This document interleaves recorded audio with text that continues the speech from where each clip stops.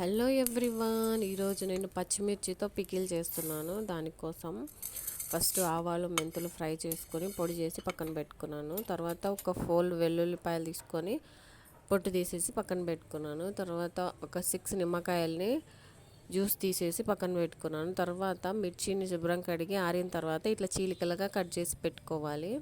వీటిలోకి నేను 1 కప్పు కారం పొడి, పావు కప్పు లెమన్ జ్యూసు, పావు కప్పు సాల్ట్, పావు కప్పు